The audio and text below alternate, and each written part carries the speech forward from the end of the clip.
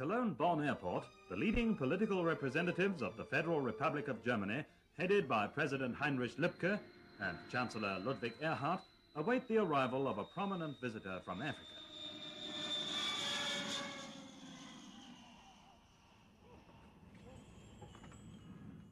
His Excellency Aden Abdulle Osman, President of the Somali Republic, pays a state visit to the free part of Germany in order to hold personal talks designed to strengthen the fruitful political, economic and cultural relations between the two countries.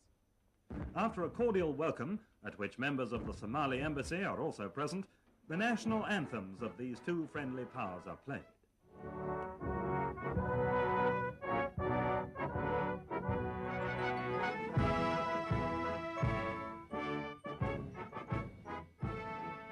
Together, the two heads of state inspect the Guard of Honor drawn up by the Bundeswehr, the first steps on the soil of a country which during the next 10 days Aden Abdulle Osman will come to know more closely, attentively followed by eager reporters and journalists representing the international press.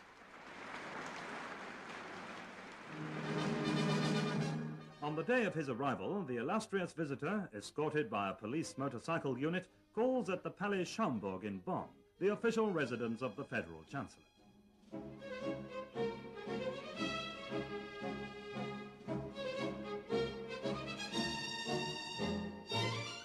At this meeting, which is also attended by the General of the Somali Police Force, the principal subjects of discussion are the technical and economic problems facing this rising young country, which has only been independent for 5 years, and which is now able to bear the sole responsibility for its future. Chancellor Erhard and President Osman, as well as ministers of the two governments, confirmed their mutual interest in further intensifying the present good cooperation. The visit of the African head of state to the German federal president and Frau Wilhelmine Lübke is marked by a spirit of mutual esteem.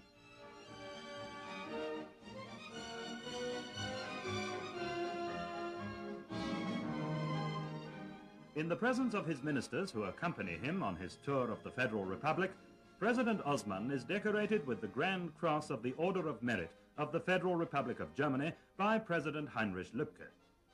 The German president is honored by the award of the Order of the Somali Star, presented to him by his African guest.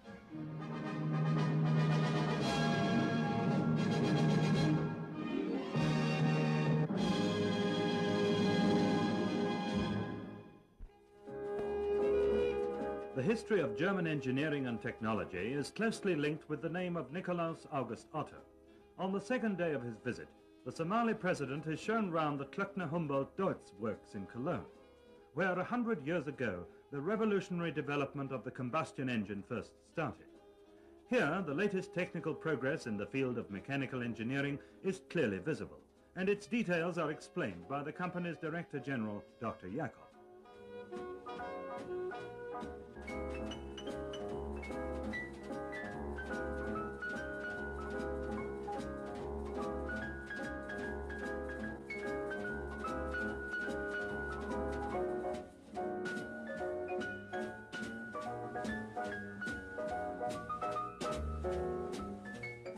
President Osman displays keen interest especially in those heavy vehicles that could help to accelerate the building of roads and industries in his country, which is twice the size of the Federal Republic, and which could be used to great advantage in the extensive agricultural areas of Somalia.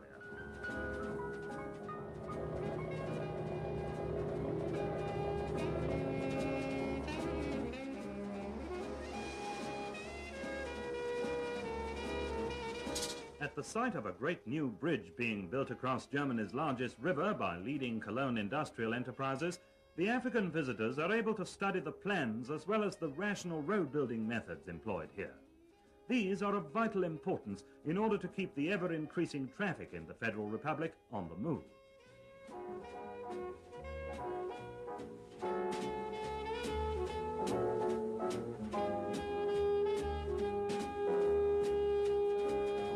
Leading building experts of the Strabag company explain the details of the new bridge across the Rhine in Cologne. The German workers have their own way of thanking the African chief of state for his visit. The next day, The destination of the special train placed at the disposal of the African visitors by the Federal Railways is Wolfsburg, a town that has become the symbol of the Federal Republic as the world's second largest producer of motor vehicles. The Volkswagen factory, with its 48,000 employees, awaits President Osman.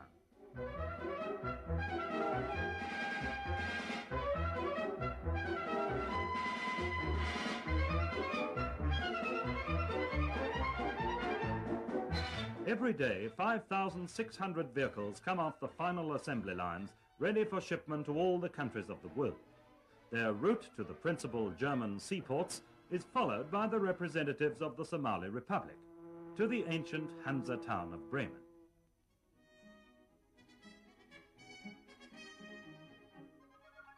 With an expert and critical eye, President Osman and his delegation study this full-scale model of the Bremen docks, and are thus able to compare their organization and installations with those in Mogadishu, the capital of their country on the Indian Ocean.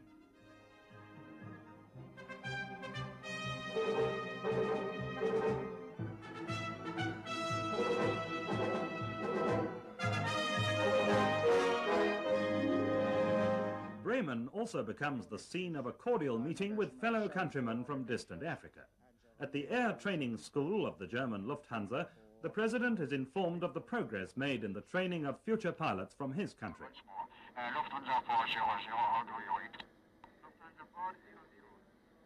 Roger, Beeline 142 is clear. Time now 4-5. Over. Intensive study was required before the trainees became familiar with the laws of aerodynamics and navigation, and before they were able to complete without fault the severe exercises in the Link training plane. Then, with their German trainers at their side, they were able to demonstrate to the eminent African visitors take-off and perfect low-flying exercises.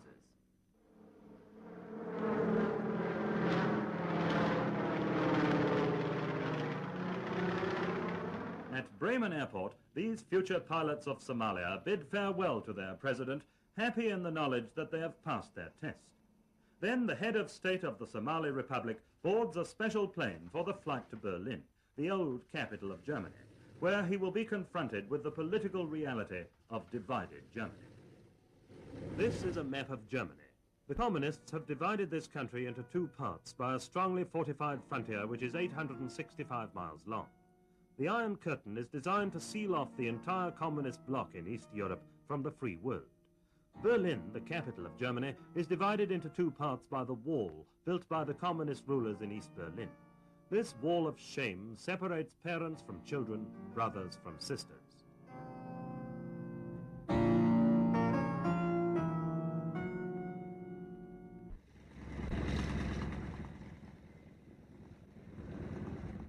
After flying through the air corridor over Soviet-occupied territory, President Osman receives a warm welcome at Tempelhof Airport by the Deputy Mayor of Berlin, Herr Alberts, and by members of the Berlin Senate.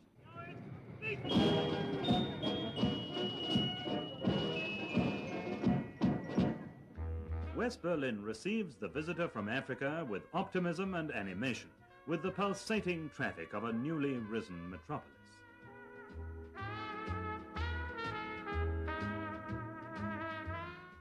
Along Kurfürstendamm, the city's most famous street, past Charlottenburg Castle, across Ernst-Reuter-Platz, and through the Hansa district, designed by architects from all over the world, the African visitors drive to the Brandenburg Gate.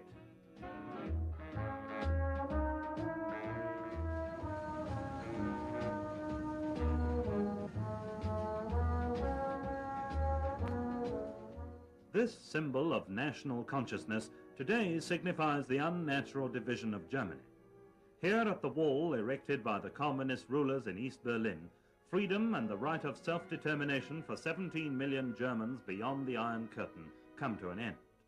Here at this wall, which cuts the city in two, Germans are killed by the bullets of communist frontier guards, people who tried to escape from the tyranny of the Soviet-occupied zone of Germany to the freedom of West Berlin.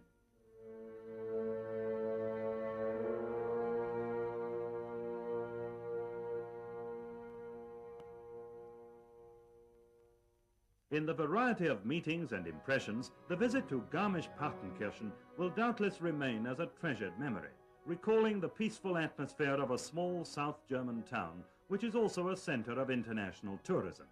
It's situated in Bavaria, on the northern edge of the Alps, and nearly 600 miles from Berlin. The gondola of a cable railway carries the guests from equatorial Africa to the top of the Zugspitze, 9,700 feet above sea level, and Germany's highest mountain.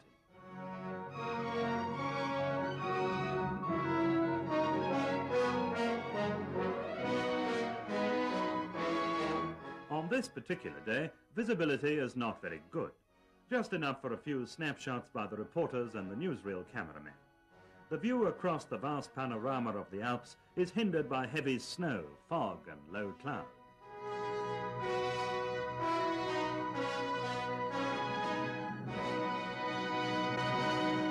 Munich, the capital of Bavaria, makes up for it, however, and presents itself to President Osman and his delegation with all the signs of the commencement of spring.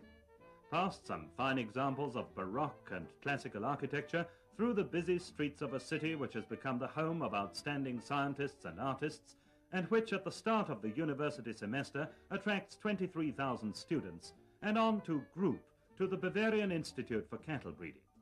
The Minister of Agriculture, Dr. Hundhammer, welcomes the Somali president and escorts him through the extensive grounds and modern research institutes.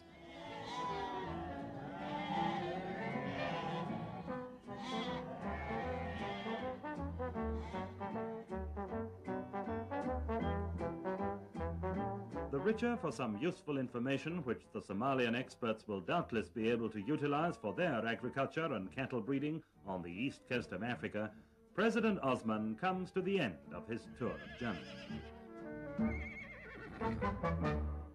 At Munich airport, the Speaker of the Bavarian Parliament, Ludwig Hanauer, and Bavaria's Minister of Agriculture, Dr. Hundhammer, bid farewell to the President of the Somali Republic. Then His Excellency boards a special plane of the German Lufthansa.